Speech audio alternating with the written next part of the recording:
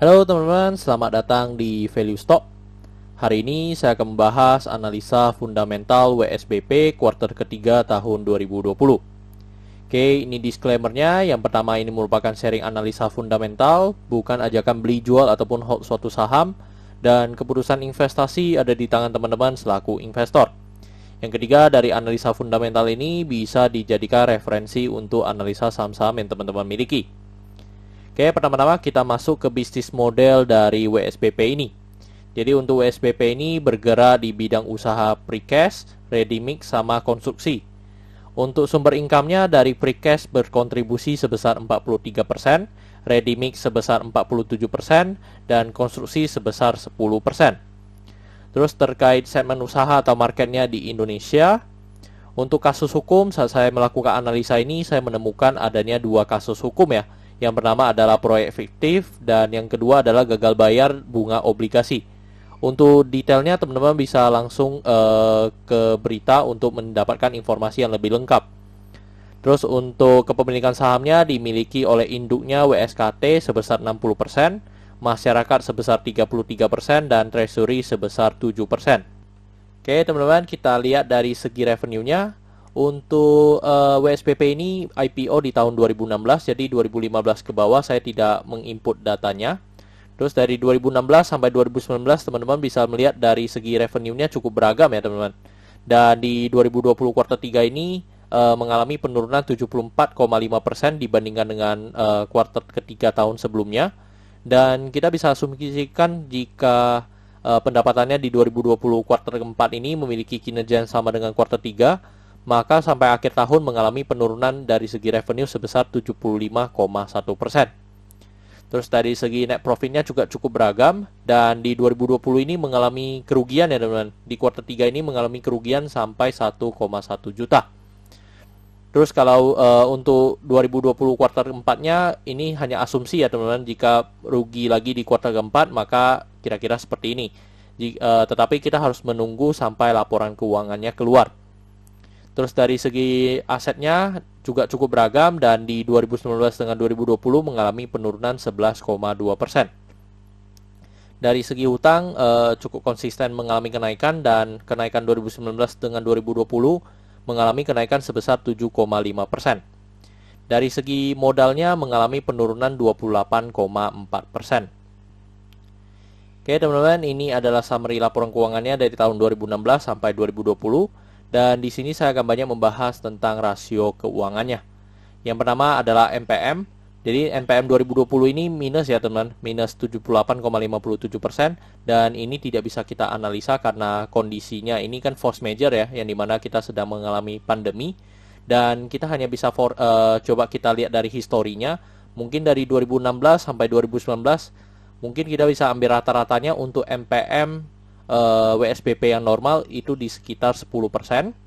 Dan dari EPS-nya juga kalau kita ambil rata-rata mungkin di sekitar 30 ya teman-teman untuk dari segi EPS-nya. Dan untuk pernya memang ini cukup beragam ya, karena sesuai dengan harga saham mungkin kita bisa ambil di sekitar 9 untuk pernya. Tetapi karena 2020 ini mengalami minus, maka semua indikator ini tidak bisa kita gunakan untuk analisa. Terus dari segi book value kita lihat untuk 2020 ini di 220, dan kalau kita bandingkan dengan harga sekarang di 238, maka kita bisa mendapatkan PBV-nya di 1,08 kali. Which is ini kalau kita bandingkan dengan rata-rata tahun-tahun sebelumnya, PBV-nya juga di 2019 ya yang paling rendah, dan di tahun ini juga masih bisa dikatakan tergolong rendah. Terus dari segi DER-nya di 1,48 kali, which is ini DER yang paling tinggi dari sejak WSBP IPO. Terus dari segi ROE tidak bisa kita analisa karena minus, dan ROA-nya tidak bisa kita analisa karena minus. Tetapi kalau kita tadi dengan asumsi NPM-nya 10%, mungkin kita juga bisa mendapatkan ROE-nya sekitar 9%. Oke teman-teman, saat video ini dibuat untuk harga WSBP di 238. Dan dari analisa fundamental saya bisa mendapatkan nilai intrinsik dari WSBP ini sekitar 270. Jadi masih memiliki margin of safety sekitar 13%. Oke teman-teman, ini adalah kesimpulannya. Yang pertama dari produk dan jasa. Untuk produk dan jasa saya berikan status oke pada WSPP. Karena saya melihat perusahaan ini sebenarnya customernya udah jelas ya. Customernya kebanyakan untuk induknya yaitu WSKT. Yang dimana mereka membuat precast-nya, mereka membuat beton-betonnya udah jadi dan mereka menjualnya kepada induknya. Terus untuk terkait GCG ini saya berikan status no karena adanya kasus hukum ya teman-teman. Itu yang membuat saya berikan status no. Untuk dari segi revenue dan net profit saya berikan status no karena mengalami kerugian yang cukup signifikan ya di atas 50%. Itu alasan saya memberikan status no. Untuk dari segi aset saya berikan status no karena mengalami penurunan. Untuk liability saya berikan status no karena DER-nya di atas 1. Untuk book value saya berikan status no karena harga sekarang dijual di atas harga book value-nya. Untuk secara sektor sebenarnya tidak ada hal yang perlu kita concern. Tapi kalau misalnya liability-nya no, maka saya berikan status no pada sektornya. Untuk ROE saya berikan status no karena negatif atau kurang dari 9% yang saya anut.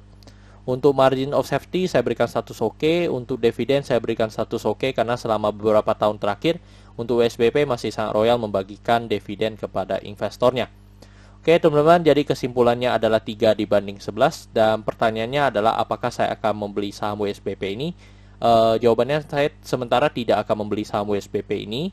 Tetapi teman-teman, untuk penurunan harga saham WSBP kalau saya menilai mungkin karena isu ya teman-teman, yang dimana berhubungan dengan kasus hukum ya, yang dimana ada manajemen yang korupsi atau proyek fiktif. Yang kedua memang dari gagal bayar bunga obligasi, itu yang menyebabkan saya rasa menyebabkan untuk harga sahamnya mengalami penurunan. Oke teman-teman, cukup sekian untuk video kali ini. Jangan lupa untuk like dan subscribe. Jangan lupa juga untuk follow saya di Instagram saya di royken13. Dan jika teman-teman ada kode saham yang ingin saya buatkan analisa seperti ini, silakan tinggalkan di kolom komentar untuk kode sahamnya. Oke teman-teman, see you in the next video. Bye-bye.